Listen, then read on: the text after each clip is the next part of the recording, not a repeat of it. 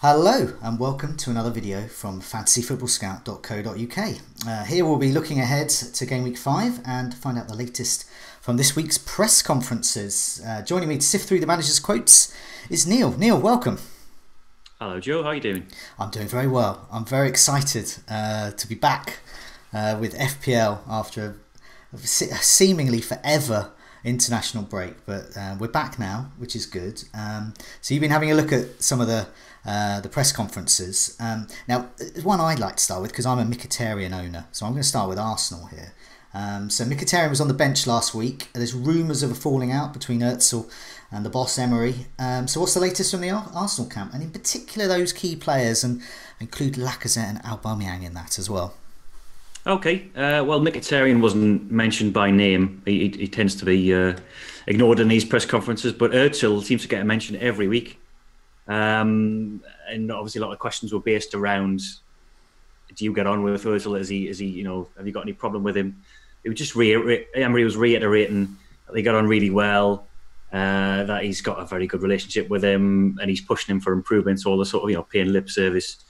So there's nothing that came out of that to suggest A, there's any problem with Özil, or B, that he wouldn't be in the team. So it's guesswork at this stage.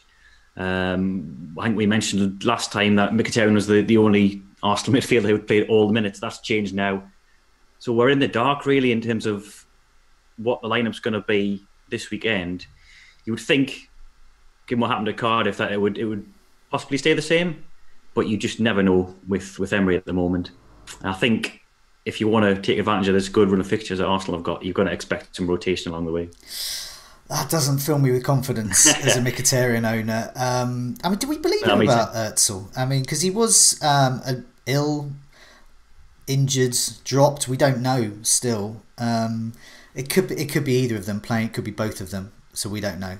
How frustrating. It could be, yeah. I mean, the other option is to field all four of them, like I said, Aubameyang, Özil, and Mkhitaryan, which would be at the expense of Ramsey. But Ramsey's played the last two, and I would, especially if it's away from home at Newcastle, I wouldn't necessarily think that's a likelihood. Okay, so well, I mean, a really poor segue here. You mentioned Ramsey. He's Welsh. Cardiff are next. Now they're a surprise. Usually we ignore Cardiff, but Warnock said something quite interesting about one of their players. What was going on there then? Yeah, there wasn't much in the way of injury news from Cardiff, but he did mention that Danny Ward and Bobby Reid are his front two of choice at the moment. Now, Danny Ward, as you probably know, is a 4.5 million midfielder in FPL. So he's, you know, obviously an out of position asset to monitor over the coming weeks. You know, he did stress that this was just for the short term. Those were his pairing of choice for the moment. But it's, you know, if you're looking at a budget fifth midfielder for your squad, then that's one to monitor. I mean, he scored 2 weeks ago at Arsenal. If it wasn't for the fact that like Cardiff and they've got a pretty horrible run of fixtures coming up, then I think he'd be on my monitor list as well. Yeah, I mean, I think for people wildcarding, always looking for the kind of 4.5. People are kind of going off Dale Stephens at Brighton. He's doing exactly what he should be doing, just turning up, but he's not going to be a good fantasy asset. But suddenly, a 4.5, yes, it's Cardiff, but nevertheless a striker. That does look appealing, and I must admit, if I was wildcarding now, I'd be interested in him. So what about for Theo Walcott owners? Any good news from Everton's press conference? Depends if you can read into Marco Silva's words better than I can. He is in contention, which doesn't help us one jot. And he's marked at 75% on FPL at the moment, which sounds about right, given what Silva said in his press conference. Bernard and Calvert-Lewin sound like they're fit to play. But, you know, Walcott has been pictured in training this week. He's had 2 weeks to recover, and they're not exactly blessed with alternatives in midfield at the moment. So Richarlison's still suspended. So I wouldn't be surprised if they try and push him to play tomorrow. There's a chance he could break down again like he did last time. But I mean, it would be. I mean, we can see there 257,000 transfers out. It would be a typical Walcott move to score a brace. To really make those 257,000 really feel good, especially after he let them down so spectacularly last time by getting injured before the 60-minute mark. Yeah, I mean that does sound the most annoying news. In contention, it's neither one thing or the other. Could be on the bench, could be starting. That's the other alternative, that he's fit but only as a substitute, which is arguably as annoying as not featuring at all.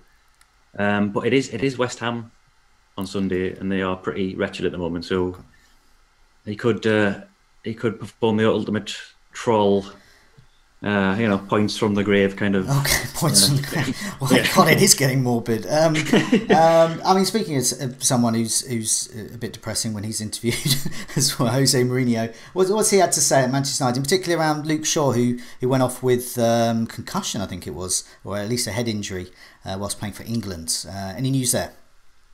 Yeah, it was another cracker this morning from Mourinho. He made two other things. He pretended that he'd fallen deliberately. When was it? I think he's come back from the airport or something like that. He deliberately tripped over. Oh yeah, I saw the video. And then he went on a long rant about Marcus Rashford producing all these stats. But yeah, onto the serious business. Luke Shaw, who I think we thought was almost ruled out of this weekend based on early prognoses, sounds like he's in real contention to play. Mourinho doesn't know if he hasn't going to select him, but according to the doctor and according to medical protocol, he is free to play.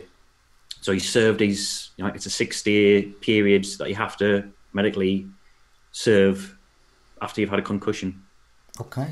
So he sounds like he's in the squad at least, but whether or not he'll take a risk with him with the matches ahead in the coming month still remain to be seen. But it looks more positive than it was 5 years ago. So that sounds like for Luke Shaw owners, probably hang on to him, give him a go, and make sure you got someone on the bench to come in. Exactly. But if you're a non-Luke Shaw owner and had been considering, it's probably not the best player to bring in this week because we just don't know at this stage. Yeah, exactly. I wouldn't be taking a punt on him. Now, what about Liverpool? We live in constant fear of rotation there with their tough September schedule. Did Klopp give us any clues about rotation? Not particularly. It was the usual stuff about, we've got a busy period coming up and I'm happy with my squad and all that kind of thing. Minor injury news, Lallana's out. But I mean, it's Spurs away this weekend. We could probably expect some rotation in the coming weeks, but you would think he's going to put out the strongest possible side he can. The one caveat to that is that Firmino has come back quite late from international duty. So that might be a glimmer of hope for Shaqiri and Sturridge. What about Salah and Mane? Are they back and training? And they're back, they're back and training. I mean, they got back a lot earlier than Firmino. Oh, that's good. So there was nothing reported from Klopp in the press conference that would make me worried about those two. So slight fear for Firmino owners, Salah and Mane owners sit back and watch the goals come in, hopefully. Don't quote me on that. No. Now, what about Bournemouth? There's a player that I know a lot of people wildcarding this week have been really keen on, Ryan Fraser. Another one to get injured on the international break, though. So any news there from Eddie Howe about Ryan Fraser? Yes, it's really frustrating. I mean, I'm an owner myself, and he's looked really good this season. I think he's created more big chances than anybody in FPL this season. He's got a hamstring problem. Now, Howe was sort of tentative on his availability. He said he'd been working with the medical team since he came back from international duty. But, he only said that he was a concern. So we're not sure whether to read too much into that. It sounds very much like he's in the frame. At least he's got a chance. Unlike I think Charlie Daniels, who seems to be definitely going to be sitting out tomorrow.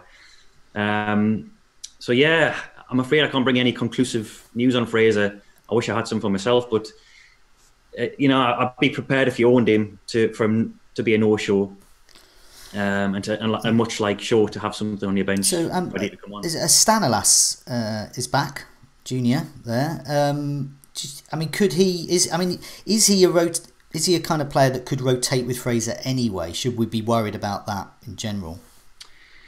Possibly. I mean, Stanislas, I don't think will be involved this weekend. I'm pretty sure he won't be. He's back on the training pitch and he's working with the squad, but I've pretty much ruled him out this weekend. But medium term, if Howe sticks with a 4-4-2, Stanislas, I think, tends to play on that left-hand side. And that's where Fraser's been. Fraser could switch across to the right in place of David Brooks. Or, as Bournemouth did at Chelsea, I think they played a 3-4-3. So Fraser was further advanced alongside King and Wilson. Now, if he plays with that formation, then that definitely is a rotation risk, because there's only really room for one of those two players in that formation. Okay. It'd be interesting to see what he does this weekend. If he goes back to a 4-4-2 with two recognised wingers, then I'd be more confident about Fraser medium term. I know as the owner of many a Bournemouth player over the last year or two, I've often found that after about a month, the player that you think, oh, this is going really well, and then they just suddenly dropped. It's happened with Wilson, it's happened with Josh King, it's happened with Fraser, Stanislas as well. So very frustrating there. So it sounds like not very conclusive news. Well, how about Man City though? Any conclusive news about Raheem Sterling, who wasn't injured out? Yeah, he is fit. He's going to be able to play this weekend. I think it was pretty confident that he was going to play, and Pep's confirmed it this afternoon in his press conference. I think he was the only real injury worry for Manchester City, barring Claudio Bravo and Kevin De Bruyne, obviously long term. But it sounds like he's in the shake-up. Whether he'll start or not, of course, we've no idea. It's also worth noting that often at this time, Aguero and Jesus have been out on their travels for their country. So we kind of think, it could be a bit of an injury, a bit of a rotation risk. But that's not the case this time. They didn't go. They've been dropped by their countries or just resting. So that hopefully signals perhaps good news for Sergio Aguero owners, particularly those like me who want to captain him. Yeah, you'd think so, wouldn't you? I mean, it's another home game coming up, possibility of a 3-5-2. The only thing is, quite a lot of the squad haven't been involved on international break anyway. David Silva's obviously retired. Leroy Sané came back early because I think his partner gave him birth. Sterling hasn't been involved through injury.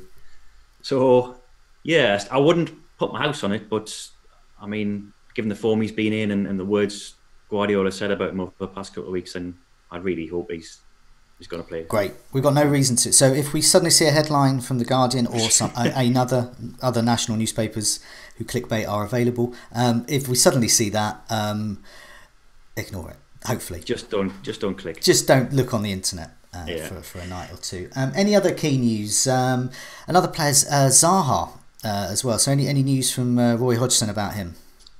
Another frustrating one, this, because it's much like Walcott in that he's neither ruled him out nor in, so he's shorting as Zaha at the moment. He's back in training, along with Tompkins. Hodgson gave his press conference yesterday, so he's still got 2 days before the match. I would say Zaha's more likely to play than Tompkins, because I think we've seen a lot on Twitter over the last week of Zaha training alone, gradually building up his fitness, and he clearly wants to be involved. Plus, Palace are going to be without Christian Benteke for certain. So, I mean, if they do want to rush him back, that would suggest that, obviously a man down up front. They've got people like Jordan Ayew and Alexander Soloth and people like that, but you would think Hodgson would be hoping to take a chance on him if he's even 75% fit. Okay. So once again, Zaha is just one of those players. If you've got him, keep him. Yeah, he's got a chance. If you haven't got him, don't go there this week. You need more info. Tompkins is a concern, perhaps for Wan-Bissaka owners, those who want to field him, because traditionally without Tompkins, they're not too good at the back, not too good at keeping clean sheets. So that is a bit of a worry. So we'll look into that. What about any other teams? There's some other bit of news, maybe Chelsea, Fulham, West Ham. We're talking kind of fringe players here, but anything else we should be aware of? Yeah, I'll just whiz through these really. Fabregas looks like he's going to be back in contention to play on the bench, but I wouldn't expect him to displace Kante or Kovacic or anyone like that. Jack Wilshere's out for West Ham. He's got an ankle knock. Tom Kearney's still out for Fulham, along with Tim Ream. Shelvey and Ritchie are back for Newcastle this weekend against Arsenal. Let me just think of anything else I've missed. Johan Berg Goodmanson's back for Burnley as well. Oh, Mr. Creator in Chief Yes, indeed, himself. yeah. So that could mean goals. Yeah, Okay. look at it. Was it 9 assists last season? I think I might have misremembered that, but They are better with him than without. Oh, yeah. Now, there's some of us. I'm part of the Bolly gang. Lots of people have got a Wolves defender. It looks like a good fixture to play a Wolves defender, actually. But now you've said that, I'm slightly worried now because I think they can definitely string some goals together with him in the sides. Yeah, I mean, anything else at all? Anything else worth mentioning? Any more ridiculous injuries or? Well, there's a couple of going back to Chelsea. There's a couple of sore throats that really? Maurizio Sarri has reported, following on from Blistergate with Danny Ings. So Emerson Palmieri and David Zappacosta were the backup fullbacks. They've both got sore throats, but whether that really there's a virus going around the camp, perhaps. They're not linked in it. Okay, well, I mean, let's hope they have a strepsil or two and can get somewhere onto the pitch. Excellent for now, Neale. Thanks so much for that, and good luck with the game week. No bother at all. Good luck yourself.